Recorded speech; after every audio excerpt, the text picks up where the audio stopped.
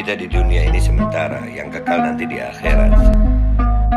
Sekarang zaman-zaman kekuasaan penjilat diberikan nikmat. Kenapa kau berkhianat? Ada yang beri nasihat, tapi kenapa kalian embat? Memang bangsa cari aman, umurmu tak bertambah, dan berjuang umurmu tak berkurang. Lantas kenapa ada keraguan? Waktu pastikan terus berjalan, akhir hidup sudah dijadwalkan. Kematian tidak ketahuan, ajal pasti akan datang. Kutipu zaman amat kejam, bertahan hingga mata terpejam. Surga neraka hanyalah khayalan bagi mereka-mereka yang mengendalikan. Apapun yang dirancang jiwa kami tidak akan goyang. Semangat perjuangan, darah perlawanan atas kezaliman.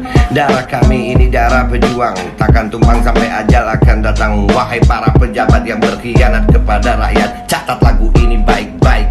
Darah kami pejuang bukan penjilat. Sengaja kali ini aku bikin ini syair-syair pedas dan keras menyindir manusia berpangkat yang gak bisa mikir. Joget-joget, nyanyi-nyanyi, bawa kopi sambil nyinyir. Sambil nyinyir. Jangan nyinyir. Jangan nyinyir kalau nggak bisa mikir. Jangan lupa ngopi.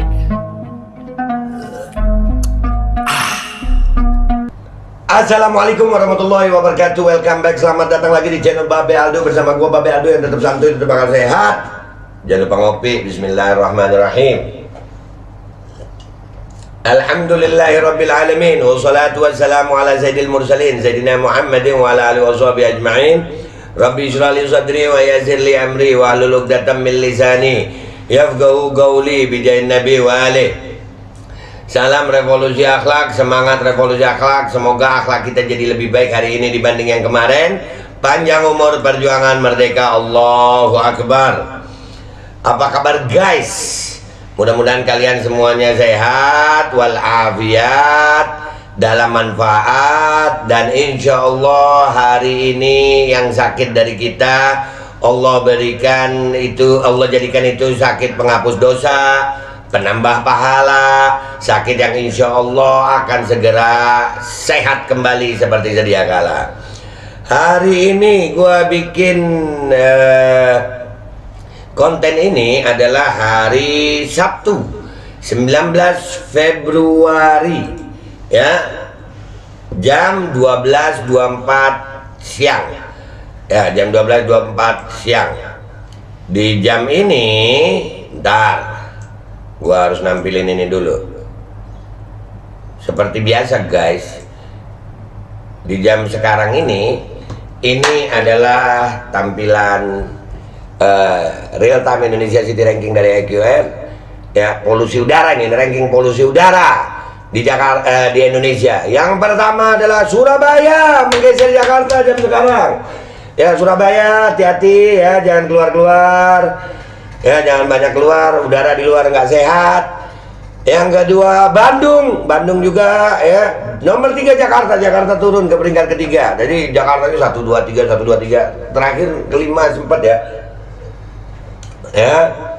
Yang keempat Bogor, yang kelima Balai Pungut, yang keenam Serang Banten, yang ketujuh Semarang Sentral Java, yang ke-8 Bangkinang Riau, yang ke-9 Ubud Bali, yang ke-10 Duri Riau ya. Di daerah-daerah ini polusi udara sangat tinggi. Salah satunya obatnya itu kalau lu udah nggak enak-enak badan, lu tahu itulah, gua nggak boleh sponsor di sini ya, ada mereknya sih.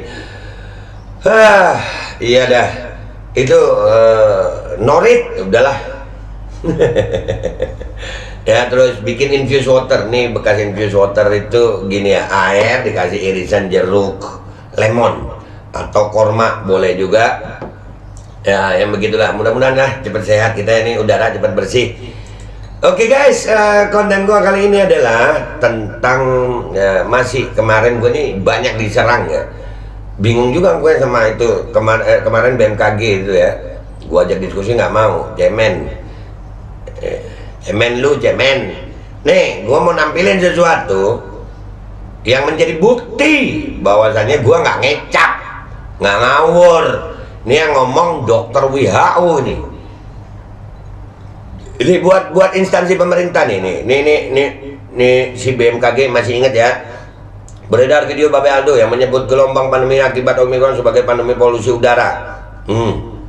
Ya, yang menyebut bahwa zat PM gunung yang meracuni udara dan sangat mungkin untuk menyebabkan infeksi saluran pernapasan akut hingga menyebabkan penyakit lainnya, anosmia dan seperti anosmia dan badai sitokin.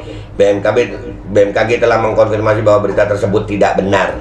BMKG mengkonfirmasi berita itu tidak benar.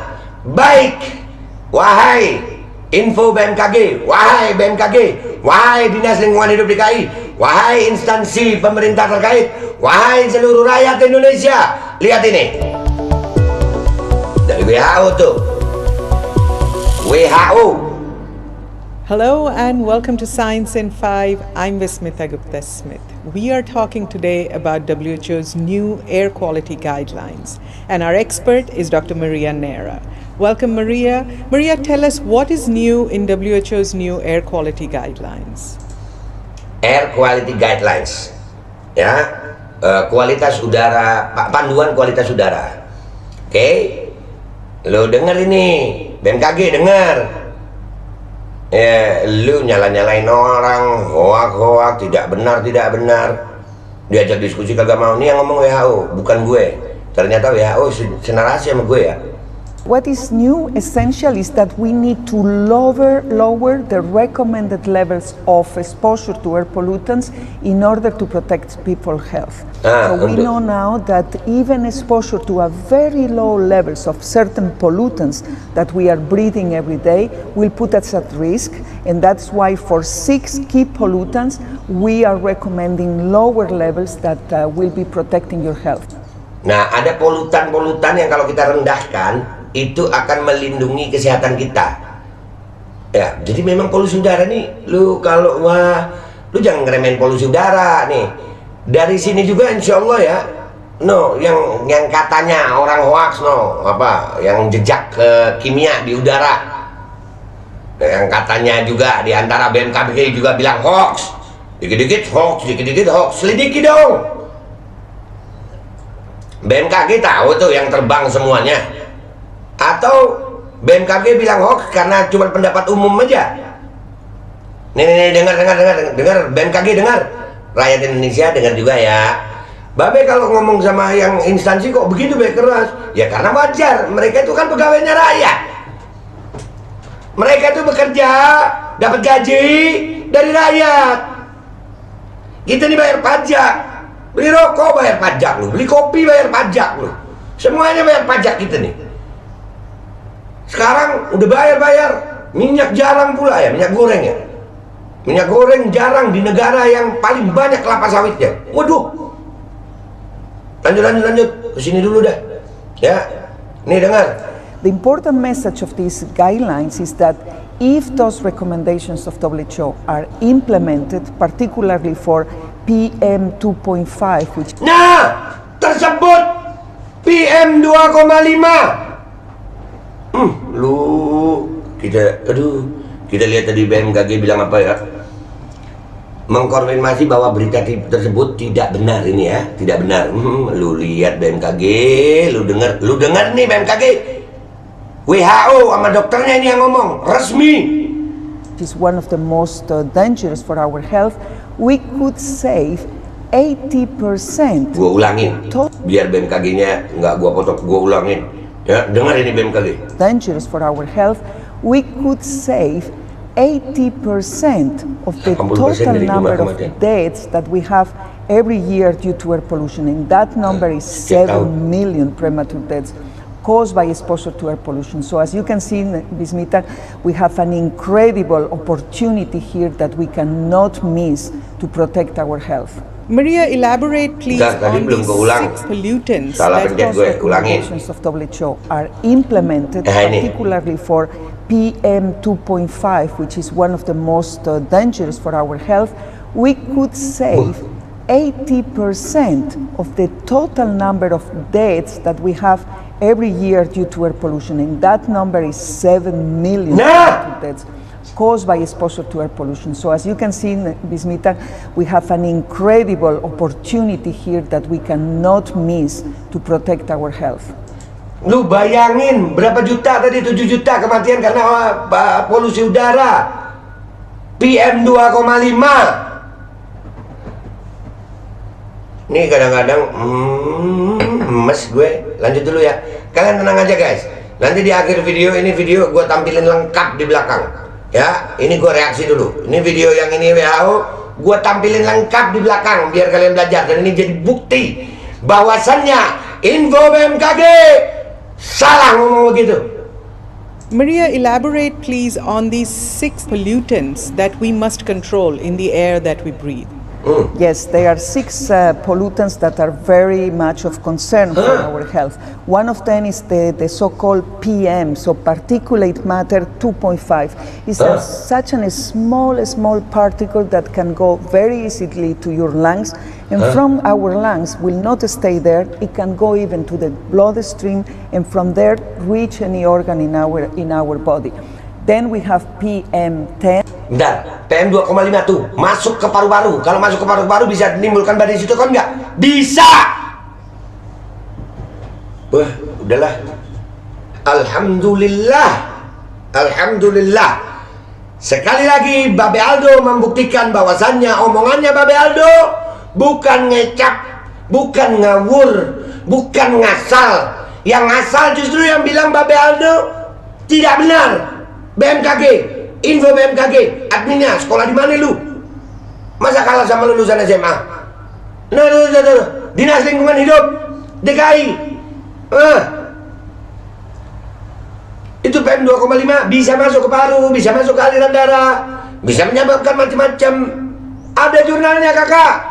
Which is a little bit bigger. Ini PM 10.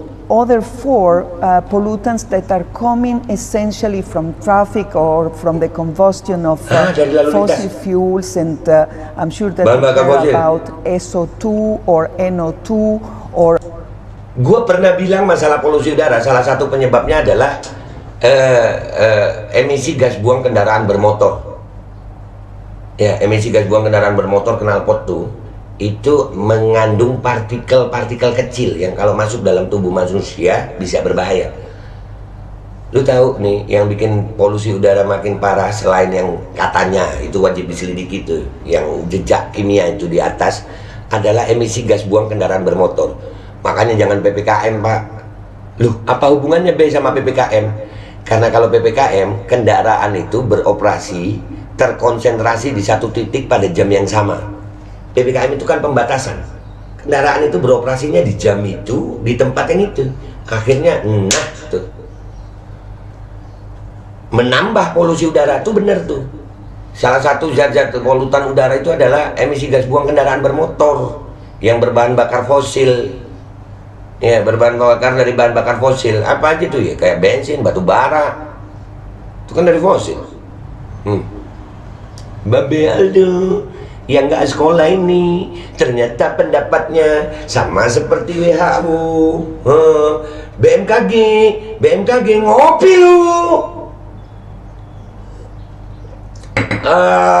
Orang pintar-pintar tapi pintarnya dibuat gitu, nyalain orang tapi nggak pakai bukti. Coba kalau nyalain orang itu pakai bukti, jangan cuma bilang gua hoax, buktikan gua hoax. Or ozone or carbon monoxide. Carbon monoxide. Those 6 are the ones that we are targeting, and if we are successful on implementing those new recommendations and lowering the levels of those 6 pollutants, we can save many lives. Kalau itu turun, polutan-polutan itu bisa menurunkan, menyelamatkan banyak nyawa. Lu lihat ya di sini nih, di yang tadi gua tampilin, ini tentang PM 2,5 dan PM 10.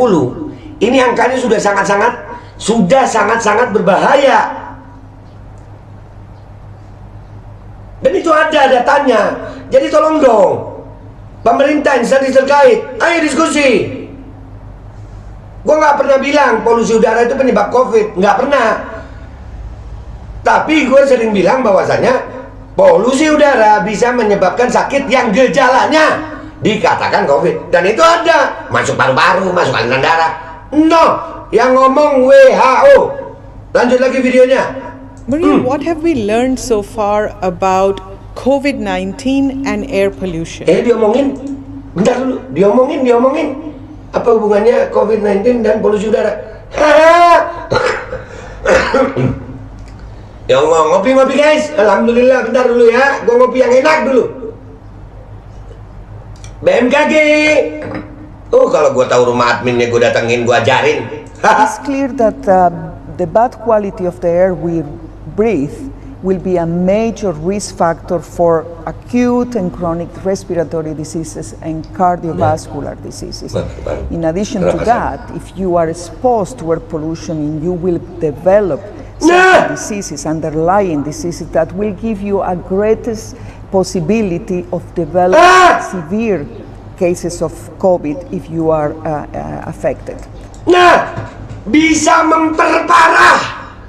No, kan gue bilang apa? Ayo lu, gejalanya makin lebih parah. Jadi sebenarnya, ya Allah, alhamdulillah.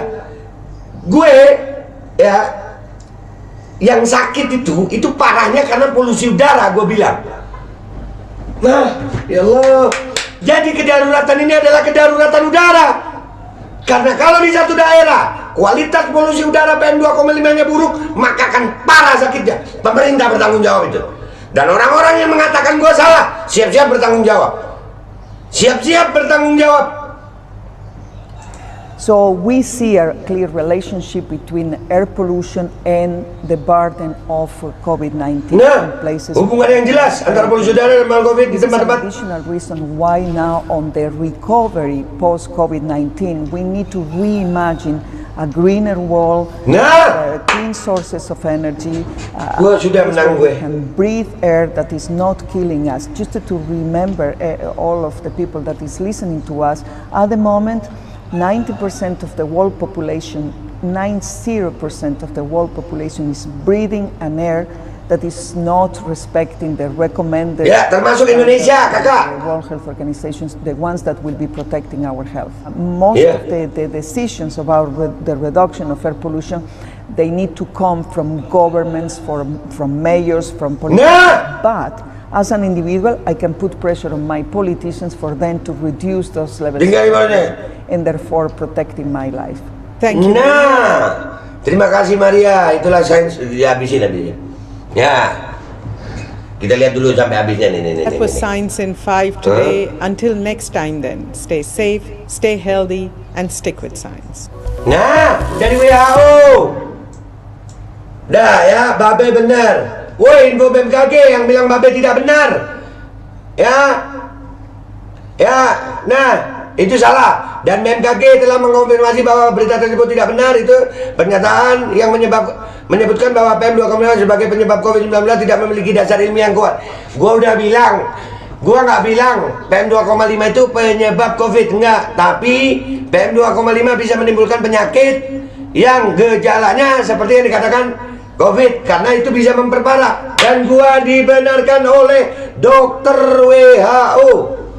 Dokter WHO membenarkan gue. Dan ini video tolong di-share biar info BMKG tahu, Dinas Lingkungan Hidup DKI tahu, lawyer-lawyer yang mau bantu nih. Ini dua lembaga instansi pemerintah nih harus dituntut.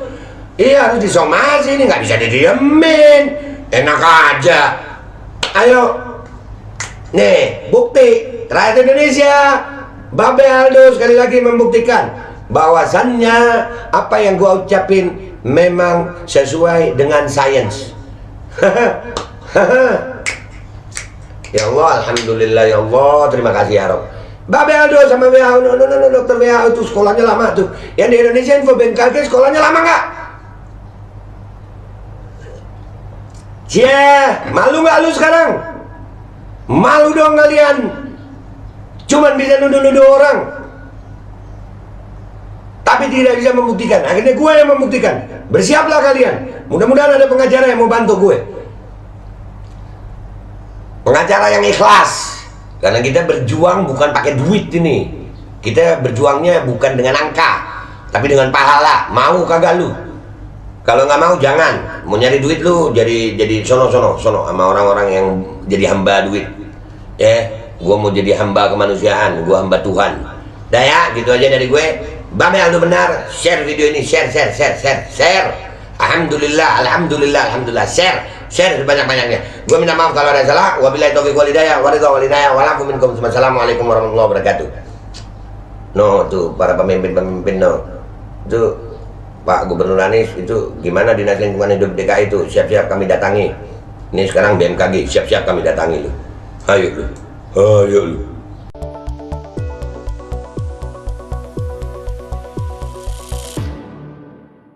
Hello and welcome to Science in 5. I'm Vismitha Gupta Smith. We are talking today about WHO's new air quality guidelines, and our expert is Dr. Maria Neira. Welcome, Maria. Maria, tell us what is new in WHO's new air quality guidelines. What is new, essential, is that we need to lower the recommended levels of exposure to air pollutants in order to protect people's health.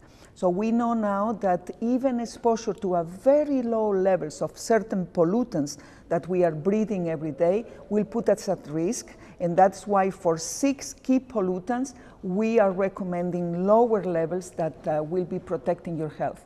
The important message of these guidelines is that if those recommendations of WHO are implemented, particularly for PM 2.5, which is one of the most dangerous for our health, we could save 80% of the total number of deaths that we have every year due to air pollution. And that number is 7 million premature deaths caused by exposure to air pollution. So as you can see, Vismitha, we have an incredible opportunity here that we cannot miss to protect our health. Maria, elaborate please on these 6 pollutants that we must control in the air that we breathe. Yes, there are 6 pollutants that are very much of concern for our health. One of them is the so-called PM, so particulate matter 2.5. It's such a small particle that can go very easily to your lungs, and from our lungs will not stay there. It can go even to the bloodstream, and from there reach any organ in our body. Then we have PM10, which is a little bit bigger, and then other 4 pollutants that are coming essentially from traffic or from the combustion of fossil fuels, and I'm sure that you heard about SO2 or NO2 or ozone or carbon monoxide. All of those 6 are the ones that we are targeting, and if we are successful in implementing those new recommendations and lowering the levels of those 6 pollutants, we can save many lives. Maria, what have we learned so far about COVID-19 and air pollution? It's clear that the bad quality of the air we breathe will be a major risk factor for acute and chronic respiratory diseases and cardiovascular diseases. In addition to that, if you are exposed to air pollution, you will develop certain diseases, underlying diseases, that will give you a greatest possibility of develop severe cases of COVID if you are affected. So we see a clear relationship between air pollution and the burden of COVID-19 in places that were very polluted. This is an additional reason why now on the recovery post-COVID-19, we need to reimagine a greener world with clean sources of energy, a place where we can breathe air that is not killing us. Just to remember all of the people that is listening to us, at the moment, 90% of the world population, 90% of the world population is breathing an air that is not respecting the recommended standards by the World Health Organization, the ones that will be protecting our health. Most of the decisions about the reduction of air pollution, they need to come from governments, from mayors, from politicians. But as an individual, I can put pressure on my politicians for them to reduce those levels of air pollution and therefore protecting my life. Thank you, Maria. That was Science in 5 today. Until next time then, stay safe, stay healthy, and stick with science.